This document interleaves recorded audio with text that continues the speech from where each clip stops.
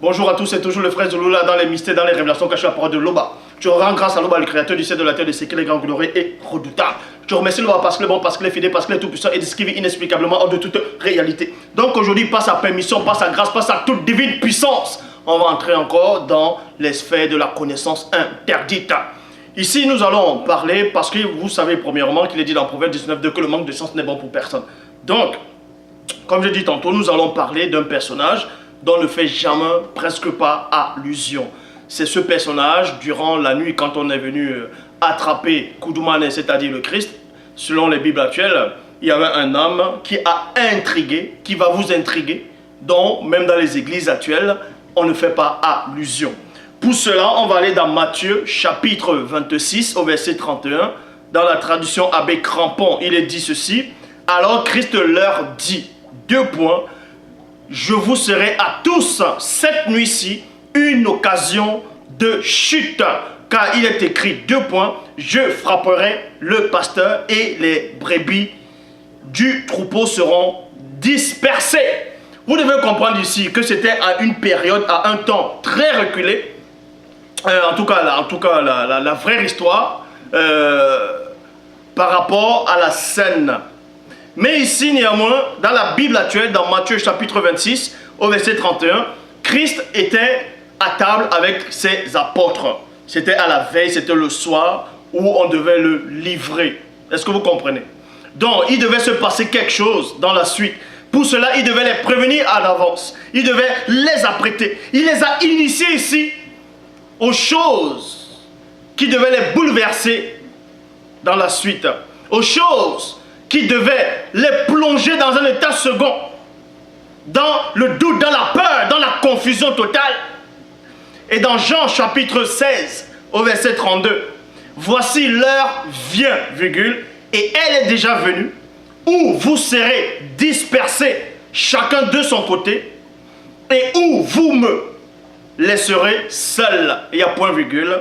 Mais Christ, il poursuit, il dit ceci, je ne suis pas seul, car le Père est avec moi. Vous comprenez? Donc, quand il a fini de manger avec les apôtres, plus tard dans d'autres versions, ils ont même chanté des cantiques. Et Judas, de la Bible actuelle, est allé le livrer. Et Christ est parti, dans d'autres versions, en Gethsemane. Donc il avait un lieu secret, où il allait souvent avec quelques-uns de ses apôtres. C'est un lieu qui n'est pas connu par tout le monde. Donc, cette nuit-là, où on est venu le livrer, il fallait quelqu'un qui connaissait le chemin qui menait à cet endroit. Et c'était Judas qui connaissait ce chemin-là. Aucun non-initié ne connaissait ce chemin. Aucune autre personne ne connaissait ce chemin, à part ceux qui ont été initiés et les initiés. En cela, le soir où il était dans ce jardin, dans cet endroit, Soma, en tout cas Judas dans la Bible actuelle, est venu avec des étrangers, est venu avec les non-initiés pour saisir le Christ. Et on vous dit ici, dans Marc, chapitre 14, au verset 50, Bible en français courant, alors tous les disciples l'abandonnèrent et s'enfuirent. Donc quand on a saisi le Christ, cette nuit-là, cette nuit mystique, mystérieuse, dans le visible, on vous dit ici que ses apôtres ont pris la fuite, tous ses disciples ont pris la fuite. Mais posez-vous la question, est-ce que Judas avait pris la fuite? Vu que c'est lui, selon la Bible actuelle, qui l'avait livré, est-ce que Judas avait pris la fuite? Toujours est-il qu'il est dit, comme je dis dans Marc 14, 50. Alors, tous les disciples l'abandonnèrent et s'enfuirent. Traduction Abbé Crampon, Filion plutôt. Alors, ses disciples, virgule, l'abandonnèrent, s'enfuient tous. Point. On ouvre maintenant ce point-là. Et on retombe dans Marc, chapitre 14, au verset 51. Mais, là-bas, on vous dit ici, que quand ses disciples ont pris la fuite, tous ses disciples sont partis. Dans Marc chapitre 14, verset 52, on vous dit, dans la Bible des peuples, mais, plutôt dans le verset 51 d'abord, dans Marc 14, 51, mais un certain jeune homme porta un vêtement de fin lin sur son corps nu, virgule, le suivait de près et on essaya de le saisir. On vous apprend ici qu'il y avait un personnage intriguant. Il y avait un jeune homme qui était à cet endroit-là, qui suivait le Christ de près. Ça veut dire quand les apôtres, quand les disciples ont pris la fuite, il y avait aussi un homme là, un jeune homme, qui suivait néanmoins le Christ. Cet homme-là, c'était qui réellement? Comment il savait qu'il devait être à cet endroit-là, ce jour-là, et cette nuit? Qui lui a indiqué le chemin? Est-ce un non-initié ou un initié? Qui était réellement cet homme-là? Mais on vous dit, dans le verset 52 de Marc 14, Bible des peuples, mais lui s'enfuit tout nu, laissant le drap entre leurs mains. Donc on vous apprend ici que cet homme-là, ce jeune homme-là, avait un drap sur lui dans Bible des peuples, tandis que dans d'autres versions, il avait un fin lin sur lui. Et il avait, comme je dis, il avait le drap sur lui, c'était fin. Et à l'intérieur, il n'avait pas de caleçon. Donc il était nu à l'intérieur. Quand ces hommes-là l'ont saisi, ont voulu le saisir dans d'autres versions, il s'est débattu et il a pris la fuite. Pourquoi? La façon dont il s'est débattu, la façon dont il a pris la fuite. Vous comprenez ici que cet homme-là, c'était un initié parce qu'il comprenait quelque chose. Il avait percé le mystère de la connaissance de Mon. Pour cela, on va dans Proverbes, chapitre 6, au verset 5. Dégage-toi comme la gazelle de la main du chasseur.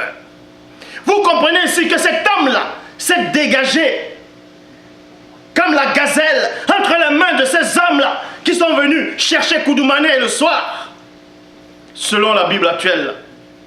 Comme l'oiseau de la main de l'oiseleur, ce jeune homme était connecté. Parce qu'il connaissait l'écriture. Mais néanmoins, puisqu'on vous a fait comprendre ici que tous les disciples de Christ ont pris la fuite, ce qui voudrait dire que cet homme n'était pas le disciple de Christ. Mais pourquoi il suivait Christ de près? Mais il n'était pas parmi les gens qui l'ont arrêté. Il n'était pas parmi ces hommes-là qui sont venus le chercher avec des lances, avec des épées, avec des bâtons et des torches. Bible du rabbinat français Zadokan, ils sont entrés dans une autre forme de révélation, dans une autre version. Il est dit, toujours dans Proverbes chapitre 5, au verset 6, dégage-toi, virgule, comme le cerf de la main du chasseur. Donc dans cette version, on vous donne une autre révélation. Mais vous allez comprendre que dans d'autres versions, il est question de gazelle. Ici, il est question, le même récit, la même parole du cerf. Vous allez aussi me dire, c'est une forme de contradiction parce que la gazelle n'a rien à voir avec le cerf. Mais néanmoins, Essambé dit, retenez ce qui est bon. On va retenir juste ces deux animaux-là pour vous donner une révélation concernant ce jeune homme. Donc, comme j'ai dit dans la Bible du rabbinat français Zadokan, dégage-toi comme le cerf de la main du chasseur. Vous tapez sur Google, vous tapez sur Internet, le cerf. Déjà, le cerf, c'est un animal. Vous allez voir, ce n'est pas un animal domestique. Hein, même s'il y a peut-être, certains diront peut-être qu'ils ont domestiqué, ou bref. Mais ce n'est pas un animal domestique. Hein. Donc, c'est quoi un cerf? On vous donne la définition ici en parlant du cerf. Le cerf de Virginie est le plus dangereux des grands animaux d'Amérique. Est-ce que vous comprenez? Le cerf de Virginie est le plus grand, est le plus dangereux des grands animaux d'Amérique. Ça veut dire qu'il a une puissance terrible, comme un guerrier. Il vous dit, ce jeune homme-là s'est dégagé comme un cerf Donc c'était un guerrier. Et il a pris la fuite comme une gazelle. Ça dit qu'il était rapide et il était puissant. En cela, mais il a néanmoins laissé son vêtement. Et il était nu. Pourquoi il était nu? Ça signifiait quoi, cette nudité-là? Et qu'est-ce qu'il faisait à côté de Christ? Dans la Bible actuelle, avec un simple drap, et à l'intérieur, il était nu.